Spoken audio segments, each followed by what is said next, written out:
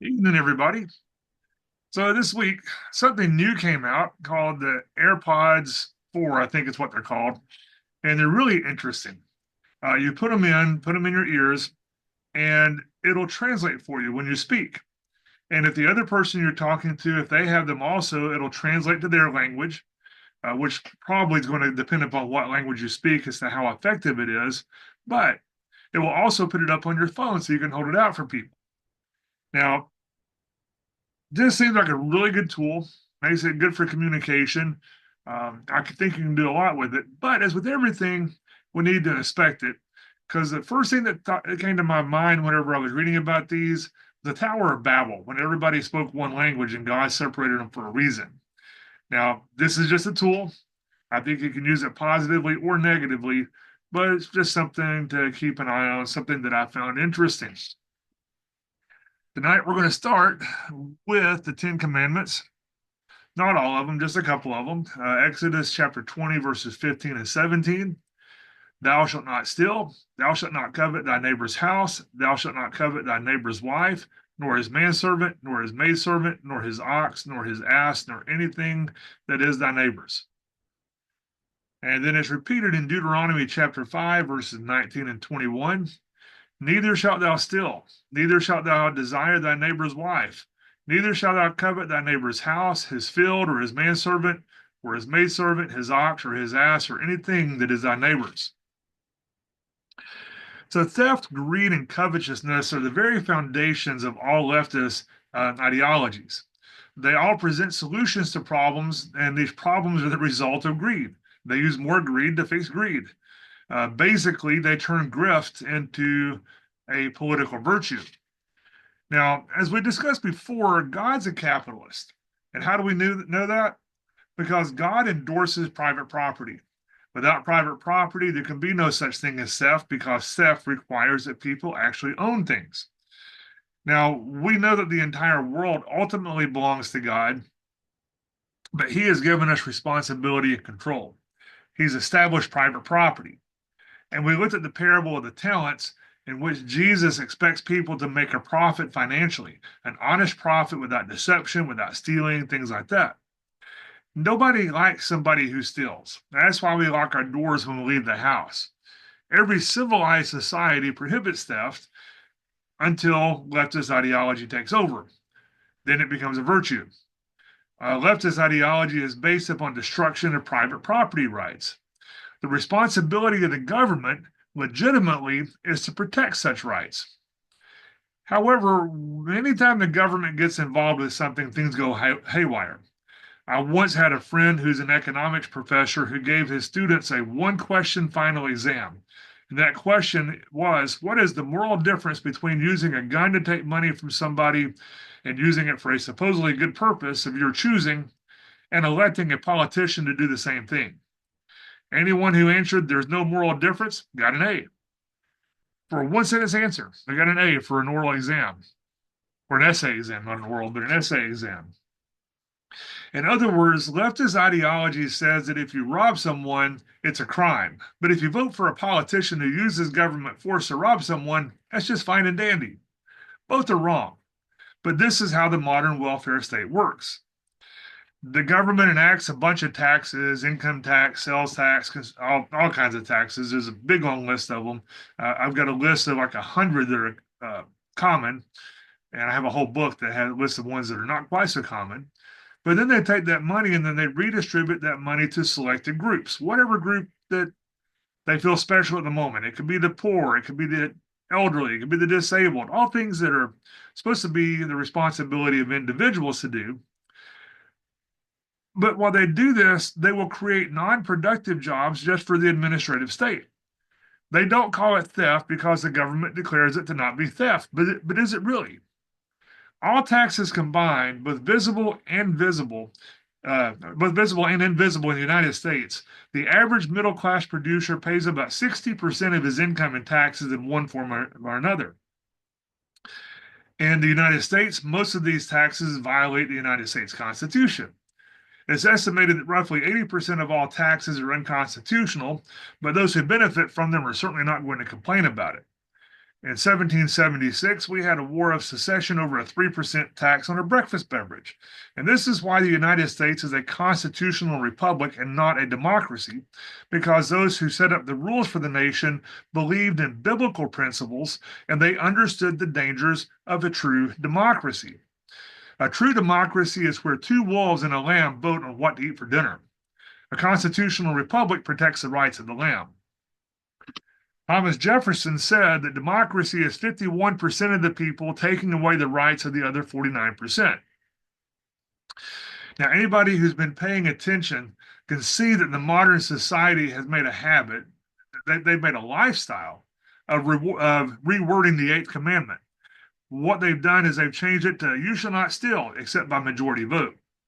In other words, if one person takes away your stuff, that's a crime. But if a bunch of people vote to take your stuff away, it's legal.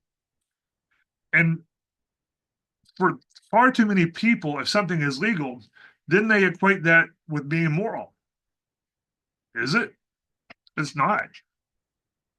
Never confuse the will of God with the will of the people. God designed government to protect the people.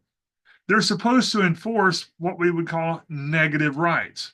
You have the right to not be killed. You have the right to not have your stuff stolen. That's why it's negative. You have the right to not have these things happen to you. But contrary to what leftist ideology teaches, you do not have a right to food, clothing, shelter, or anything else that belongs to somebody else. You have a right to work for these things and to purchase them through voluntary transactions with others, but you do not have a right to have them given to you. When somebody says that you have a right to education or healthcare, that's saying that you have the right to force someone else to work for you. We call that slavery. Although slavery is still a thriving industry in Africa and in parts of Asia, the Western world banned slavery a long time ago. At least we banned it in name. The reality is that one group of people were freed while a different group of people were enslaved, but the way that it's explained has been twisted around. But theoretically, slavery is banned. Taking what somebody else has produced against their will, that's theft or slavery. The only positive rights you have are those that are owed to you on a voluntary contract, such as the benefits of an insurance policy if certain conditions are met, or you make an agreement with your employer that I'll work this many hours for this much money. The government does not have the right to mandate those terms, but they do have the obligation to enforce those contracts. Enforcing contracts is the only role of government when it comes to positive rights. The government or other citizens, they don't owe you any goods or services. However, that's the very foundation of leftist ideology, whether you call it fascism, socialism, communism, or the welfare state. Matthew 7:12 says, "Therefore all things whatever you would do that men should do to you, do ye even unto them, for this is the law and the prophets." So what we call the golden rule here. Do unto others as you'd have them do unto you. This concept is the very foundation of right-wing and libertarian politics. Left-wing politics, they give lip service to this, all while violating it as much as they can. And what do I mean by that? Well, to begin with, it is logically impossible to fulfill this verse in a positive way, only in a negative way. Ancient Bible scholars understood this, but man is sinful by nature and is blind to it. It is literally impossible to do unto others as you would have them do unto you. I would have you give me $1 million, but I don't have $1 million to give you first. Besides, that would be pointless. If I gave you $1 million and you gave me $1 million, there'd be no point to that. But you know what I can do? I cannot steal your money from you. I cannot rob. I cannot rape somebody. I cannot steal on down the line. I can leave you alone unless you voluntarily choose to help me, and all I ask is that you leave me alone unless I voluntarily choose to help you. This is also the very foundation of charity. This is what the Bible tells us to do. Charity does not come from the barrel of a gun through government redistribution. Charity comes from the heart. The command in the Bible is to leave the corners of your fields unharvested so people can come in and work and feed themselves. You're supposed to give voluntarily of your own substance, not what belongs to somebody else. But to simplify this commandment, the way the Bible puts it, don't hurt people, don't take their stuff, take responsibility for your own actions, work for what you get, mind your own business, and resist tyranny. That's the way of liberty. That's the way God laid things out for us. So God's purpose in instituting civil government is to protect private property. God intends government to enforce the eighth commandment, thou shalt not steal. Why do you think that left-wing politics hates God? Because God says, don't steal, don't kill, don't rob, but they think it's their right to do so. If no one stole, life would be great. But people are sinful, and that's why there's government, or it's why there's supposed to be government. Government's made up of men, and as we've seen in Ephesians 6:12, these men are often powered by the demonic, so the government is the one doing the stealing, robbing, and killing. In Luke 13, there were a lot of people who came to Jesus while he was teaching. They asked what they should be doing as believers. Like the tax collectors, what should I be doing? Many of the people involved that came and asked him what to be doing were involved in the government, including soldiers. And Luke chapter 3, verse 14, and the soldiers likewise demanded of him, saying, and what shall we do? And he said unto them, do violence to no man, neither accuse any falsely, and be content with your wages. What shall we do? Throw down your swords and quit soldiering. Except that's not what he said. I've heard many preachers claim that that's what Jesus would want people to do, but that's not what Jesus said. If that is what he had meant, this would have been the perfect opportunity for him to do so. Instead, what he said was, do your job and quit extorting money from people. Don't do anything above what is moral and lawful. And when we're told specifically in the Bible that self-defense and defending others and fighting wars are good things to do, we should also be aware that there are biblical limits on taxation. When Jesus said, render to Caesar the things that are Caesar's, that was not an endorsement of unlimited taxation. In that situation, the Pharisees and Sadducees were trying to entrap Jesus between the Romans and the Jews. The Romans were requiring the taxes, and the Jews opposed the taxes. He simply pointed out that it's Caesar's picture on the coin, and to give him what is his, and to give to God that which is his. But the Bible puts limits on taxation. 1 Samuel chapter 8, we're going to read verses 14 and 17 here, just talking about the kings the king when he comes in. And he will take your fields and your vineyards and your olive yards, even the best of them, and give them to his servants. He will take the tenth of your sheep, and you shall be his servants. When the Israelites demanded a king, God warned them that the kings would become tyrannical and would tax their income at 10%. That's what a tithe is. In other words, the king would put himself in place of God with this tithe to his kingdom. And God makes a point that a 10% tax is oppressive by a king. Yet modern politicians take 60% or even more. They think they're more than God. And leftists don't even think that 60% is enough.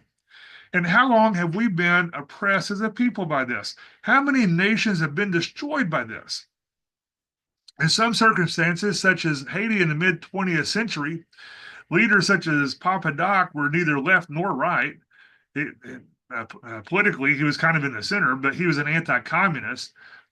But based on his tyrannical dictatorship upon voodoo principles, and he oppressed everybody, especially the poor. He oppressed the poor more than he oppressed anybody else on the one end of the spectrum. But he also went to the other end of the spectrum, and the elite mulattoes were oppressed and destroyed on the other end. And this caused most of the educated class to flee the country, and it led to the economic downfall of the nation. It's the same results through different methods. Leviticus 19:15, you shall do no unrighteousness in judgment. Thou shalt not respect the person of the poor, nor honor the person of the mighty, but in righteousness shalt thou judge thy neighbor. Leftist ideology voices great respect to persons, but always the poor. But also many truly evil people are celebrated by them. When their economic policies don't work, they throw blame on others. They resort to coercion in order to enforce their vision, which includes torture, kidnapping, extortion, things like that.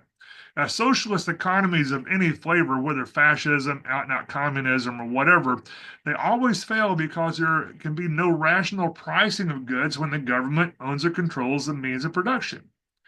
Everything is simply an internal transfer, and there's no rational way in which prices can be obtained for capital goods. It's the opposite of what God tells you to do. It is literally impossible for central planners to know how to allocate available resources efficiently. During times of emergency, such as war, things like that, central planning is necessary. We need tanks for airplanes now. Forget this. We have to have them now. But even then, the market is the only rational way to achieve this result, no matter how inefficient those demands may be. Basically, as Ludwig von Mises pointed out, rational economic activity is impossible in a socialist commonwealth. This is from his book, Socialism, which is an economic and sociological analysis. There's a link below for a very inexpensive paper copy or a digital copy. In the past, we have looked at fascism and some of the dangers that it represents. Last week, we started looking at the satanic foundations of communism. And we need to not be so laser focused on one battlefront that we fail to see the dangers on other fronts. And this is an example of one of those times. Is fascism a danger? Absolutely. However, so is communism. And while Hitler was demonic and openly worshiped demons, communism incorporates satanic worship directly into their very foundation. And that's where we left off last week. And I want us to look at a comparison between fascism and communism briefly as we finish looking at communism. And make no mistake about it, all left wing ideology is anti God, whether it's atheistic, fascism, communism, humanism, Islam, the Jesuits, on down the line on that. However, those who are on the left, along with the complicit mainstream media, they've changed the public perception of fascism as being a right-wing ideology. And as with anything involving history, you should always read period source material before they have a chance to rewrite history to match their ideology rather than matching reality. They'll gaslight you. For example, most people's knowledge of Alexander the Great comes from somebody who absolutely hated him. Well, for a balanced view, it's necessary to read other accounts from neutral sources and even admirers if you want to get a full picture of Alexander the Great. Read the ones that hated him, the ones that thought he was great, and the ones that had no dog in the hunt. In the United States, leftists absolutely idolized Adolf Hitler until it became politically expedient to distance themselves from that belief, so they had to rewrite history to fit their preferred narrative on that. And none of this is to say that there are not evil people on the right. There are. Only that what is truly right-wing politics is compatible with biblical principles. And I'd like to note that in the United States, neither major party is right-wing. They're both only varying degrees of left-wing ideology today. One's not as bad as the other one. That's another discussion for another day. But we get caught up in the narrative the way that it's presented instead of the way that it really is. Mises also said both socialism and fascism reject the idea that the individual has the right to live for his own sake. They agree that the individual exists only to serve a higher entity, whether that's the class, the state, or the race. And in this, they are twins, not opposites. In other words, communism and fascism are two gangs fighting over the same turf. So why do so many people think they're opposites? They share so much in common. They're not strange bedfellows or brothers or spouses, but far too many people are blind to the commonalities of them.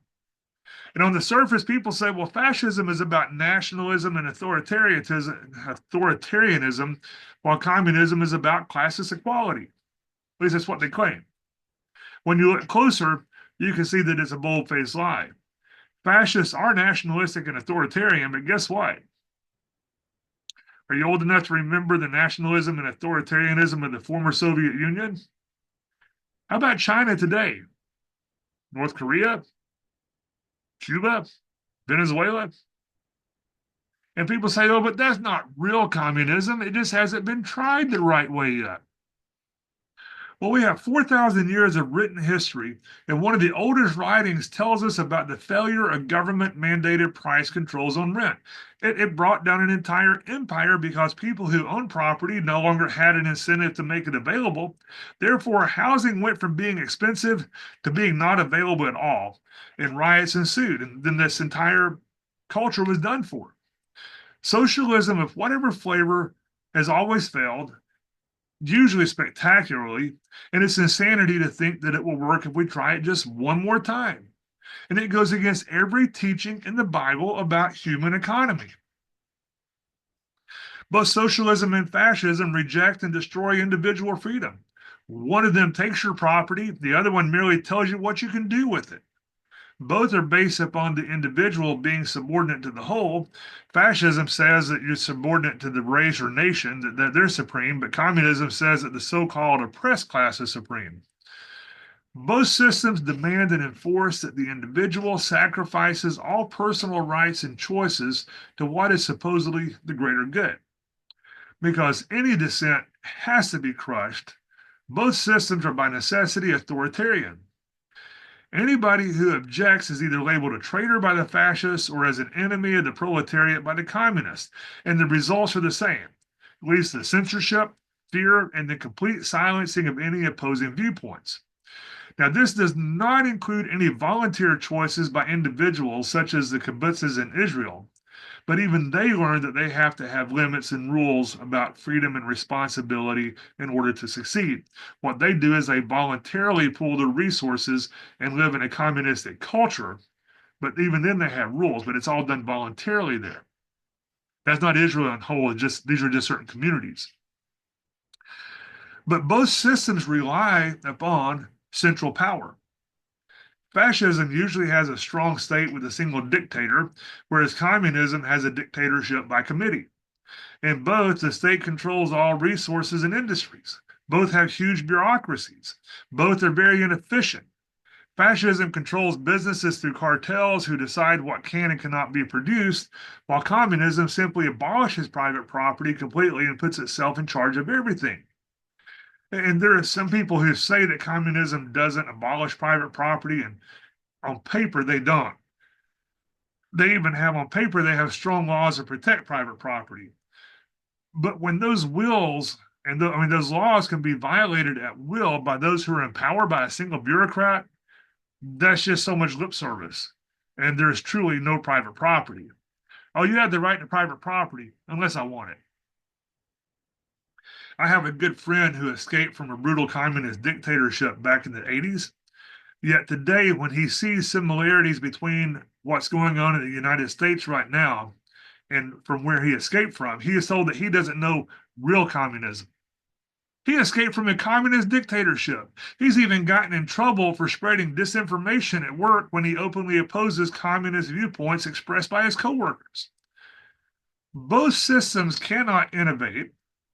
Productivity collapses and everybody is left equally poor, except for the elites. And they do just fine. Fascism is the cult of the leader. This leader promises restoration in the face of whatever enemy they conjure up, but it's never their own fault. It requires an enemy to keep the people focused. That's why it's always a powerful and violent response. Hitler said that the Jews were the enemies. That's what happened there. But it always has to have an enemy of some sort. And the leader says that he'll solve the problem. Now, there are atrocities committed by fascists in order to cure these problems, but not everything bad is fascist.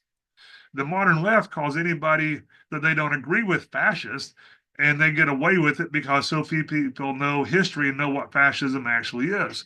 But both fascism and communism kills by the millions. Fascism usually starts out democratically because a chosen leader may be a good leader, but communism usually starts through revolution. They are not only enemies of the right, but they're enemies of each other. In both systems, propaganda is necessary.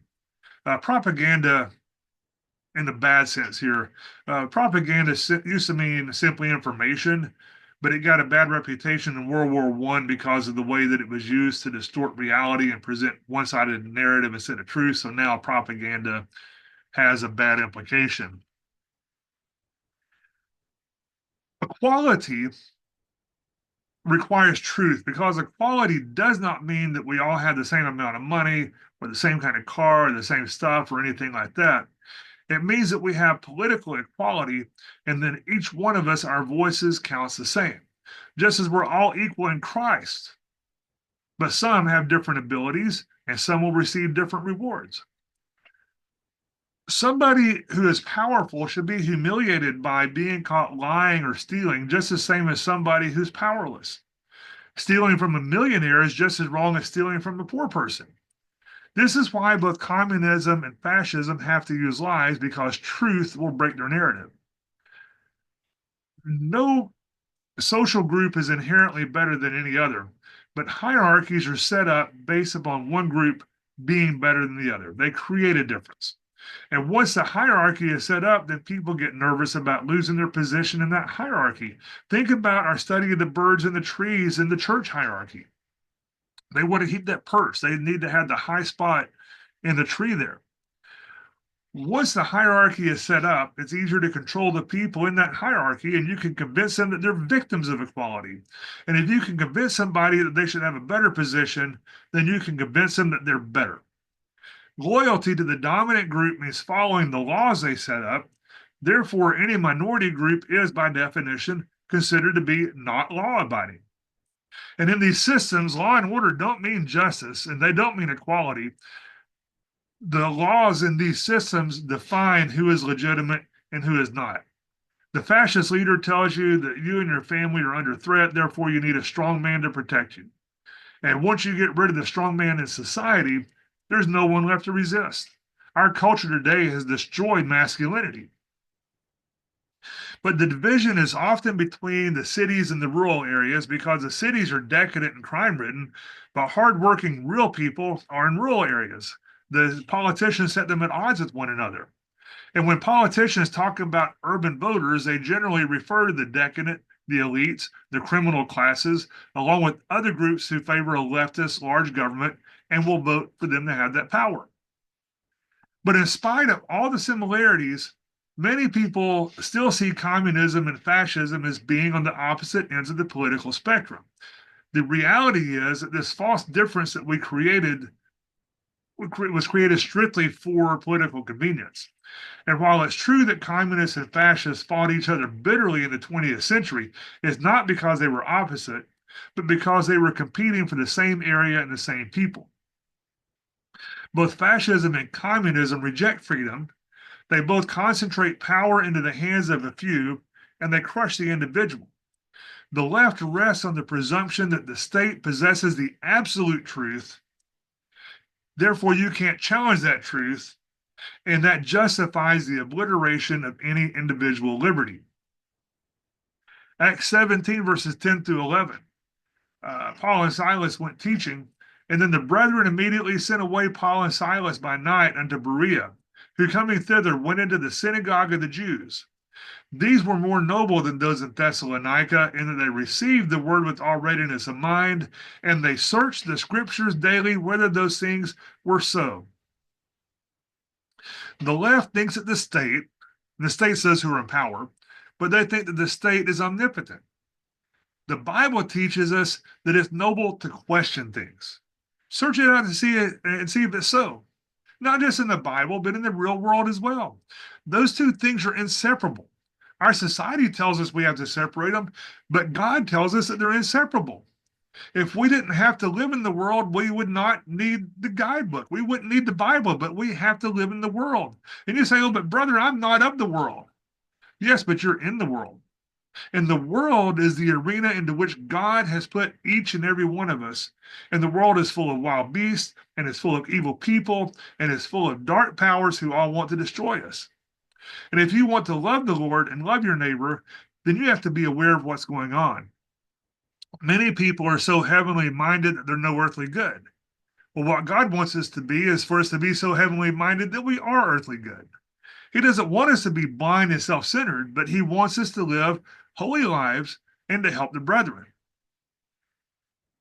It is Satan who promotes the idol of self. There's no true atheism in the world, but many people worship themselves. Everybody has a God, even if that God is themselves, even believers. This is the very foundation for communism. But this foundation was laid by those who openly worship Satan. They go hand in hand, worshiping Satan while getting others to worship self and joining to the powers that are under Satan, all the same result. True Christian religious attitude is the opposite of this. Hasidic rabbis never say I because they consider it to be a pronoun that belongs only to God. I am.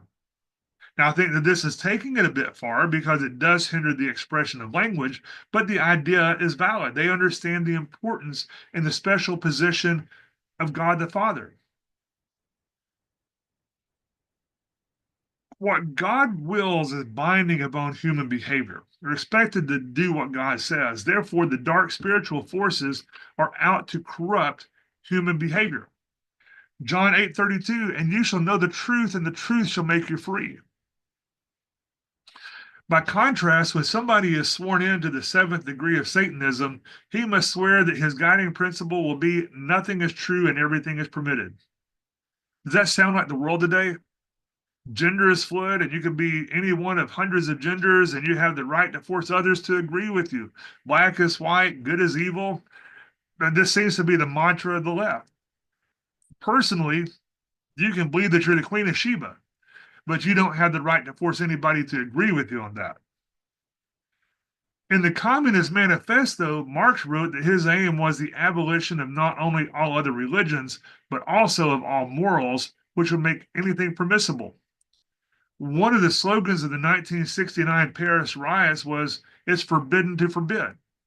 I've seen this very statement on college campuses in the United States, and I didn't know its origin until recently.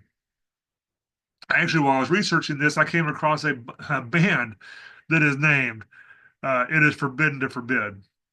It's a mystery of the seventh level of Satanism. This is the result of nothing is true and everything is permissible.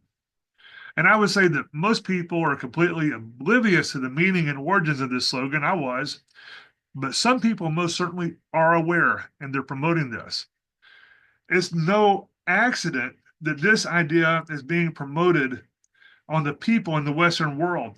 The left wants to destroy everything that is good, and communism is satanic at its very root. Releasing a 14-time convicted felon who then goes on to assassinate a woman, Irina Sarutska, on a bus. She had fled war-torn Ukraine for the safety of America, only to be assassinated by DeCarlos Brown, who should have never been free to see the light of day again in his life. And it was not an accident that he was free. Anarchy and destruction is what they need. And this poor young girl, this poor young lady, she was surrounded by people on that bus who did nothing. They did not attempt to stop it. They didn't attempt to assist her after it happened. They didn't even give her comfort in her last dying moments. But they all got up and left the bus so that they would not be involved. That is what our world has become, and that is evil. Isaiah 5:20, woe to them that call evil good and good evil, that put darkness for light and light for darkness, that put bitter for sweet and sweet for bitter. Was DeCarlos Brown demonized? Possibly. Probably. I've encountered many such people in downtown Dallas as well as in other places. However, those who set him free, they are certainly controlled by demonic forces. Anything is permissible. There are far too many examples of situations such as this, and it's evil. If everything is permissible, it's forbidden to forbid. Even forbidding is permissible. It's all contradictory, just as all their doctrines are. You're forbidden to criticize Islam or any other group, and if you do, you'll be scrutinized. And in some nations, including the United Kingdom and Germany, recently, they have jailed people for daring to speak out against evil. Made a Facebook post. I saw one recently 10 years ago. They came and arrested her.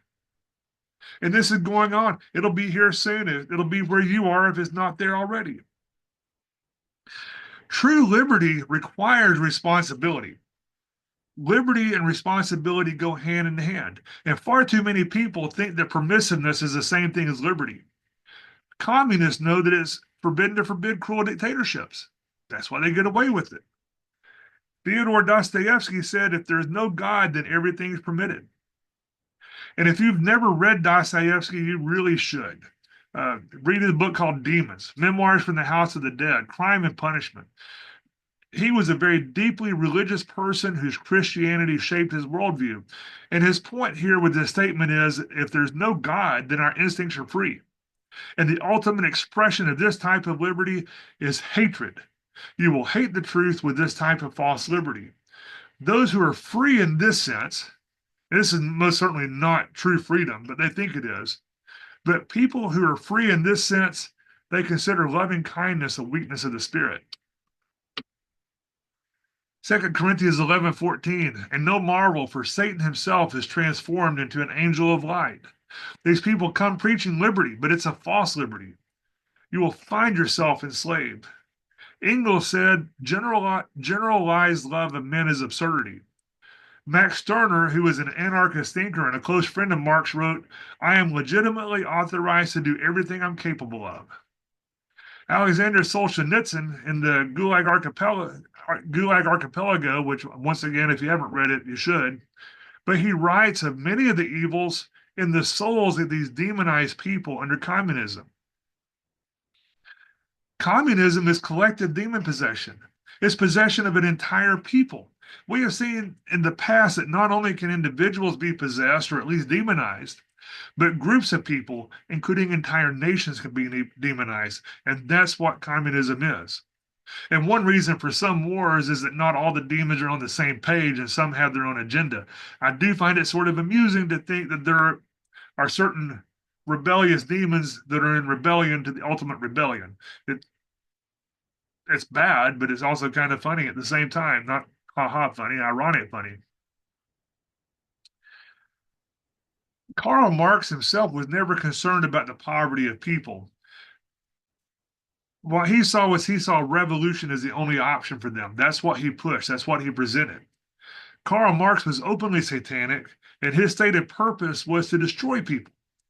He didn't love the proletariat. He called them rascals, stupid, asses, and several obscenities. He did not even care about his comrades, his friends. He called Bakunin a theoretical zero. He called some the Jewish N-word. He called one of his friends a swine, and the rest are obscene, and I'm not going to repeat them here. Lieutenant Chekhov, who spent nights drinking with Marx, said that his narcissism had devoured everything good that had been in him. The God of self, which is the ultimate result of Satanism and communism, is narcissism. Mazzini, who knew him well, said that he hated mankind and had a destructive spirit. Marx used the good of the workers as a pretense to destroy religion and morality. Communists will use whatever tool they have available to create this destruction. If the workers will not fight for socialist ideals, then they'll use racial differences. Do we see this in the world today? Math is racist, history is racist, traffic laws are racist, dress codes are racist. But when this demonized man, DeCarlos Brown, said, I killed that white woman, it's not the word he used, that's not a racist statement. Differences that don't exist naturally, but are created for division, is what they thrive upon. We're all the same. We're all human beings, but they create these divisions. They can create strife with it. If they can't use race, then they'll use the so-called generation gap. The generation gap is not natural in the way it currently manifests itself.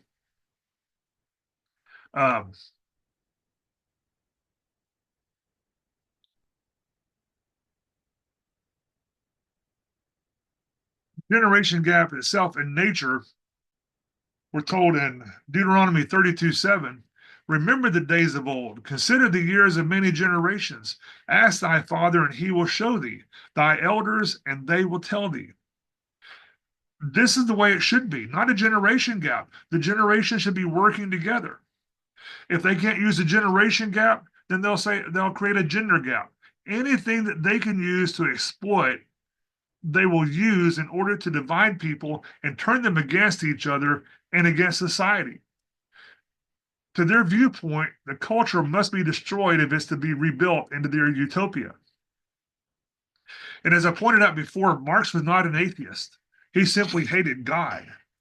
And so many modern churches teach that there's no such thing as hell, but Marx certainly believed that there was a hell. His driving force was to send as many men to hell as he could. Churches teach there's no hell. Marx knew that there was a hell. Marx wrote about the ability of his good friend Robin Goodfellow working in the earth for the revolution.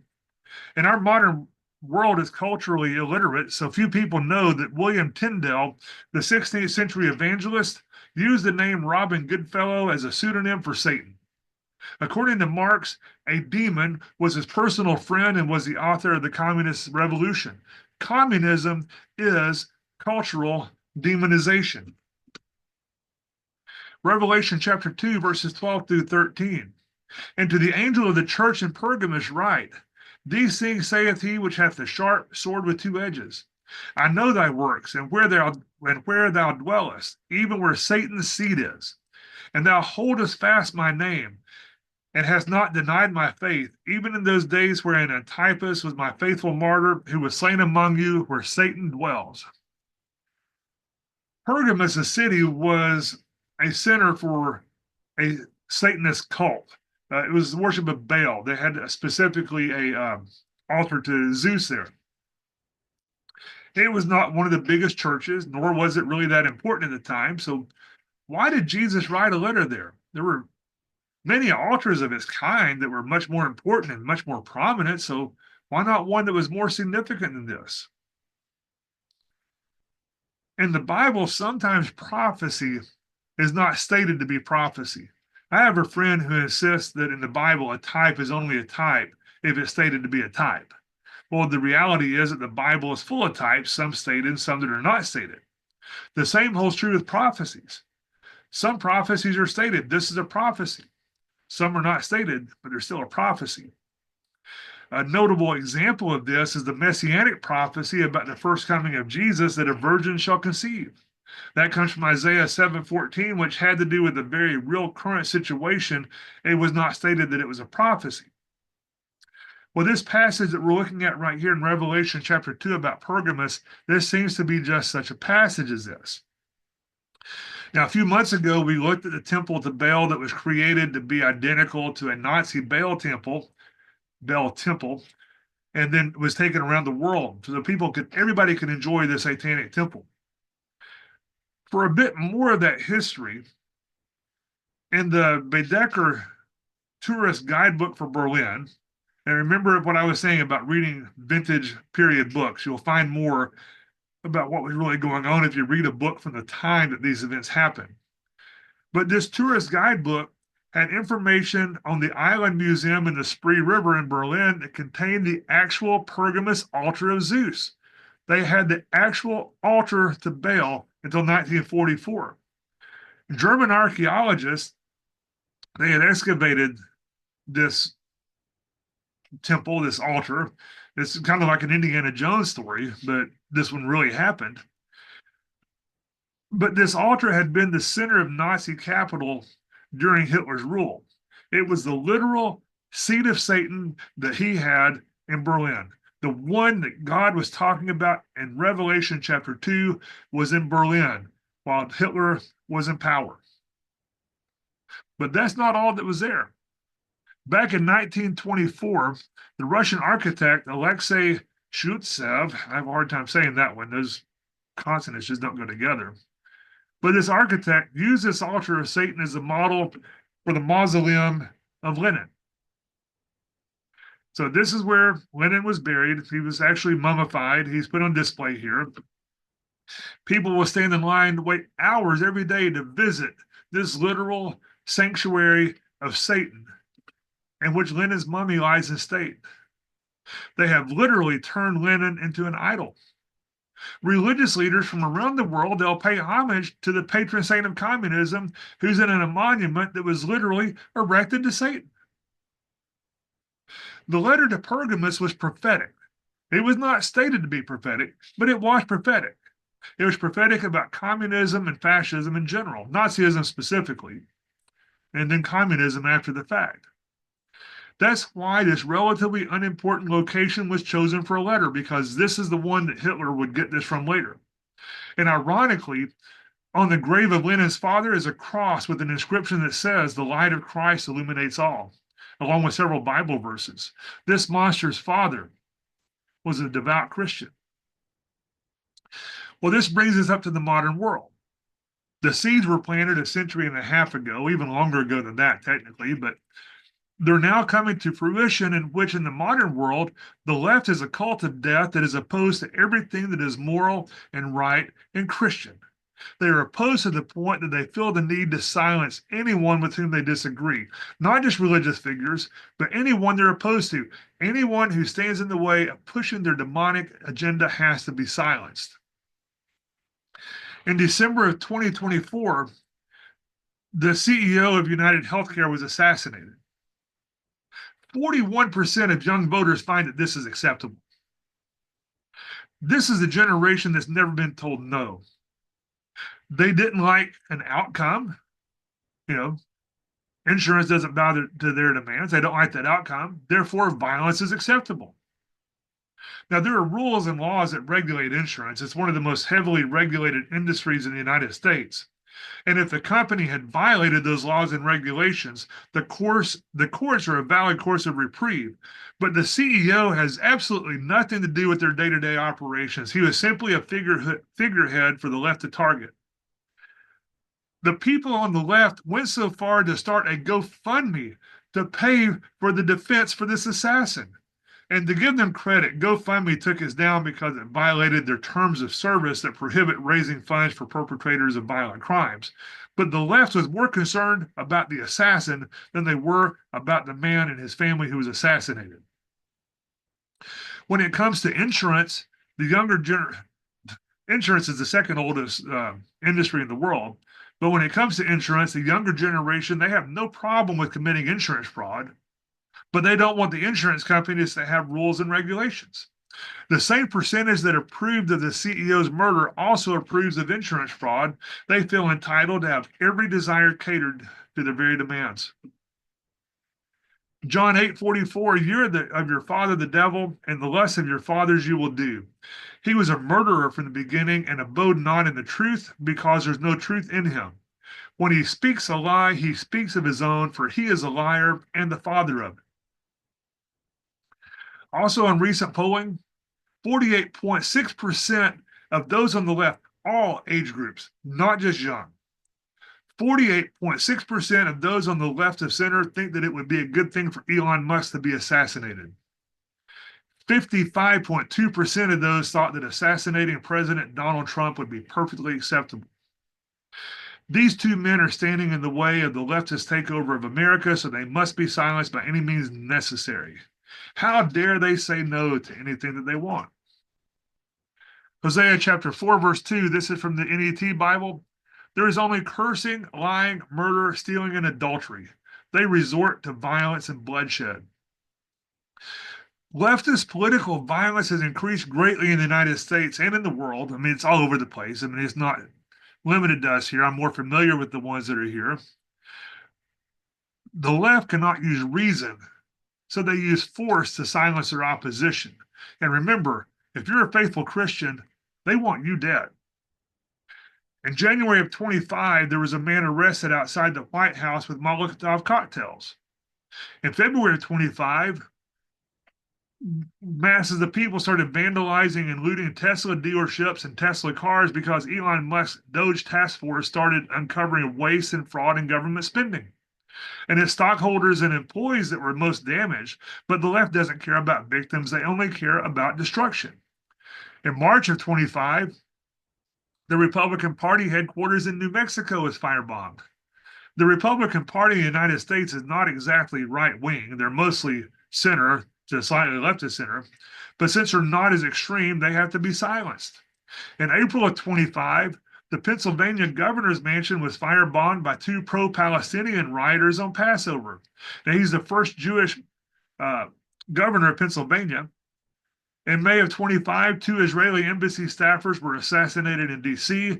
In June of 25, in Boulder, Colorado, Jewish protesters were firebombed. And in the same month, major riots started against ICE in Los Angeles because they were rounding up criminals.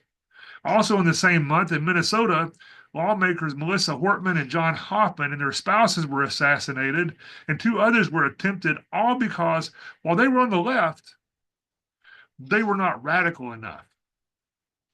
In July of 25, law enforcement officers were ambushed in Alvarado, Texas. Six women have been arrested for that. That's not everybody involved, but they've got six of them. But they were attacked by left-wing rioters. Fire attacks were made on an ICE facility in Portland, Oregon. Law enforcement was attacked in McAllen, Texas, and in Camarillo, California, when federal agents raided a large-scale marijuana farm where children were working, and I mean literal children, not 16 or 17-year-old. They had like 9 and 10 and 12-year-old children working. They were assaulted by civilians for disrupting their community. And more recently, at an ICE facility in Dallas, an assassin was trying to rescue the criminals. He ended up accidentally shooting the criminals. An ABC station in Sacramento was shot up by a Democrat mega donor. A Fox News vehicle had a bomb placed on it. There was a bomb threat at RFK Jr.'s house, all because he wants to make America healthy again and put a stop to the demonic jab scam. A transgender radical murdered Catholic school children. Charlie Kirk was assassinated by a transgender radical, and thousands celebrated, and memorials were vandalized and destroyed. The Bible tells us to set up memorials to remind us of the goodness of God, but communism teaches to destroy memorials so that people will forget their history. Leftists have assaulted hundreds of those who support biblical morality and liberty, and this is just the tip of the iceberg of what's going on around the world.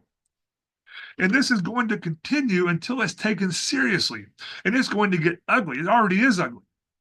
God does not want weak Christians. God does not want lazy Christians. Romans 8:10, and if Christ be in you, the body is dead because of sin, but the spirit is life because of righteousness. In the book of Five Rings, Miyamoto Musashi says, to win any battle, you must fight if it's already dead. As Christians, we know that we're dead to this world, and therefore we have to fight accordingly, the way that God expects us to. After Charlie Kirk was assassinated, the world changed. It was no longer a place where someone could simply have a civil discourse with someone they disagreed with. Charlie Kirk never advocated for violence, but he presented logic and truth, and the left hates that. It would have been natural for his organization to have withered up and died, and how many Christians are not afraid to die and are willing to say, okay, I may die for my beliefs, but I'm going to be faithful? I would say most of them are not willing to do that. Well, not only did this organization, it's Turning Point USA if you want to check them out, but not only did they not wither up and die, it grew many times over. Other individuals have put themselves in harm's way now to continue spreading this truth. One evangelist, Ray Comfort, I'm not familiar with his theology, but I do know he's an evangelist. But he's put a target on his back. He's doing the big meetings now at public. I've always admired his ability to evangelize, and now that he's out there being visibly faithful to God, it's going to be a big target for him. How many Christians are prepared to do that? Isaiah 41:10. Fear thou not, for I am with thee. Be not dismayed, for I am thy God. I will strengthen thee. Yea, I will help thee. Yea, I will uphold thee with the right hand of my righteousness. Behold, all they that were incensed against thee shall be ashamed and confounded. They shall be as nothing, and they that strive with thee shall perish. We know the final outcome, but until then, it's going to get worse. It's going to get much worse. And as Christians, we should be able to say, I'm not afraid to die, but I will not live on my knees to ungodly men who control the destiny of my children and grandchildren in their hands. I know that in the grand scheme of things, I'm not an important person, although I'm quite popular with my grandkids. But I'm going to be here sharing God's word as long as I'm able to. In all of these recent events, perhaps the most appalling part is the amount of joy that has been expressed by otherwise seemingly normal people who not only refuse to condemn these attacks, but even celebrate and have parties. If you see somebody celebrate these events or even justify these attacks, don't remain silent. You don't necessarily need to get up in their faces, but ask them, why is this a good thing to you? And when they reply, you may be able to say, really? Did he say that? Can you show me an example of that? Or why is it bad that they're enforcing these laws that protect society? Expect them to give reasoning. Hold them accountable. And although it's too much to go into here, the misinformation and the disinformation is absolutely astounding with what's going on. I recently saw one interview with a declared communist college student. I mean, he's far left. He admits to it. He confronted one of these people at these meetings about all the deaths of unarmed people at the hands of police. The person he was talking to was a black man who just happened to be law enforcement. And he said, how many people do you think that this has happened to? And this man said 90,000 a year. And he was being serious. He thought that 90,000 unarmed people were killed every year by law enforcement. And when he pushed on the matter, he pulled out his phone, he did research, and discovered that the number was actually 1. And that officer was prosecuted for it. But this is the kind of ignorance that is fueling the violence. The left depends upon ignorance. It is not random chance that the modern education system is keeping people ignorant and easily manipulated. This is a cultural demonic possession. The political left is pushing this demonic agenda. Socialists, anarchists, communists, fascists, Islamists, the dark forces in conjunction with the modern mainstream media, they try to rebrand some of these groups as right wing, but reality shows the truth. That is also not an accident. The original Humanist Manifesto, which was signed back in the 30s or 40s, I can't remember when, they called for the takeover of major media in order to push the humanist or the atheist agenda, and they did so. They own the media and they push whatever agenda they want. In order to successfully achieve these ends, they have to use what I like to call evangelical atheism. They're not passive. Christians are passive. Oh, they'll say I'm a Christian by my lifestyle. These people aren't passive. They shout it from the rooftops. They infiltrate the education system. They infiltrate the media. They infiltrate the government. And if you resist what they want to do, they will cancel you or otherwise silence you. I recently saw a prominent scientist vehemently support the gender ideology madness, claiming that if someone believed it, it was reality. This is a scientist. And this scientist, while he's frequently wrong about stuff, he tries to talk about religion but doesn't know what the Bible actually says. This is the first time I've ever seen him actively and openly advocate ignoring facts and reality. This is the return of the Nephilim. This is all creating a culture that is molded in their image. A return to the transgender norms, the sacrifice of children, murder, abuse, simply put, complete and total lawlessness is their objective. Hebrews 1:9, thou hast loved righteousness and hated iniquity, hated lawlessness. Therefore God, even thy God, hath anointed thee with the oil of gladness above thy fellows. The opposite of lawlessness is not lawfulness. The opposite of lawlessness is righteousness. Lawlessness is doing what is right in one's own eyes, the very concept in communism and in Satanism that is forbidden to forbid. Artificial intelligence is already editing Bibles in many instances. That's why I recommend having actual paper copies handy, even if you use the one on your computer. But the Bible itself has now been declared to be hate speech, even in places that were once Christian, such as the United Kingdom. In one instance, recently, a Jewish man was attacked, and when the police showed up, the police told him that he should try to look less Jewish so that he wouldn't antagonize the Islamists. I heard this story and I thought it was a Monty Python joke until I saw the body cam footage. He literally said you should look less Jewish and then you wouldn't get attacked. These people are lawless. People are being arrested for praying, even if they're praying silently.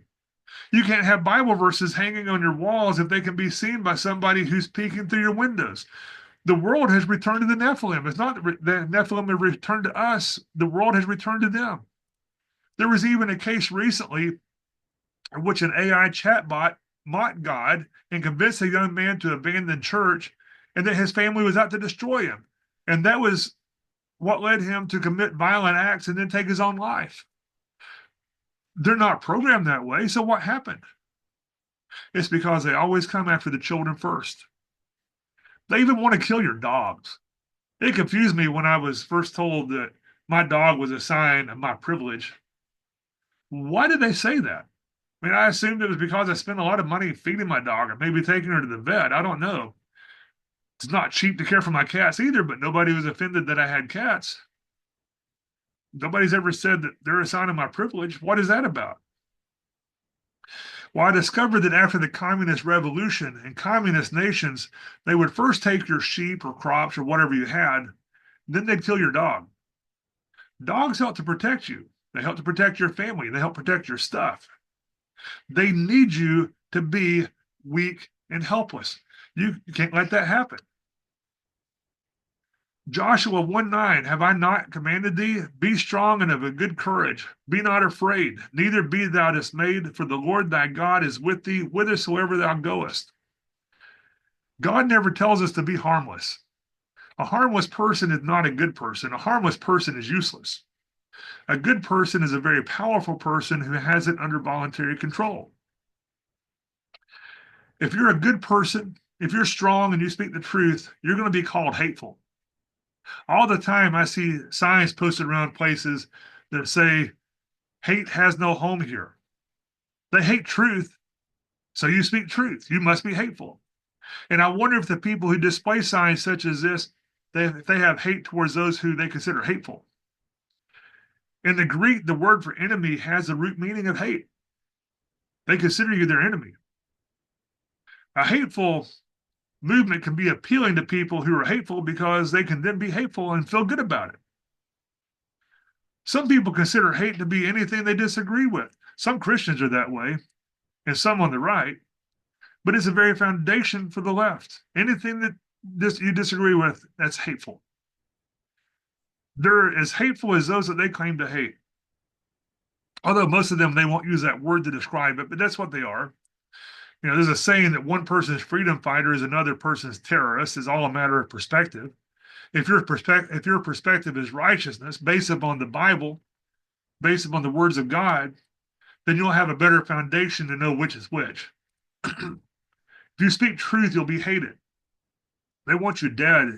Even if they're not willing to use the knife themselves, they'll cheer when somebody else does it. They'll say he or she had it coming for preaching against sin. And one thing that I find ironic is that in the former Soviet Union, specifically Russia, they're now fighting against the Satanists while we embrace them. They're fighting for the nuclear family while we're trying to destroy it. And if you dare say anything about the situation, then you're hateful and you'll be canceled. How dare you say anything negative about all the fatherlessness causing all the problems? It's just that we haven't spent enough money implementing the correct program yet. And this is one of the reasons that I admire my father's house orphanage in Haiti. They're taking these kids and they're giving them a loving and nurturing environment in one of the most dangerous nations on earth in order to turn them into decent human beings. There's a link to them below. I haven't posted this in a while if you want to donate to them. But the broken families and the perverseness of society, they've created the violence and the hate that the left flourishes on. And it's a necessary thing for the demonic society of Antichrist that is coming. Can't take over a peaceful, strong society. It has to be weak and fragmented. We as Christians, we need to be ready. We can't be lazy and weak Christians if we want to hear well done at the judgment seat of Christ. Matthew 25:21, his Lord said unto him, well done, thou good and faithful servant. Thou hast been faithful over a few things. I will make thee ruler over many things. Enter thou into the joy of thy Lord. If we want to hear well done, we have to do. We have to perform faithfully. If we're to perform faithfully, we have to know what we're expected to do. We can't just sit around idly twiddling our thumbs and then we come up with our own plan of action. We have to act faithfully according to the commandments that we've been given. And this is enough about communism for now. Next week My intention is to look at Jesuits next week, probably. In the meantime, I want to leave you with one verse here. Romans 8:18, this is out of NET. For I consider that our present sufferings cannot even be compared to the glory that will be revealed to us. And that's my prayer for you, that you'll be strong.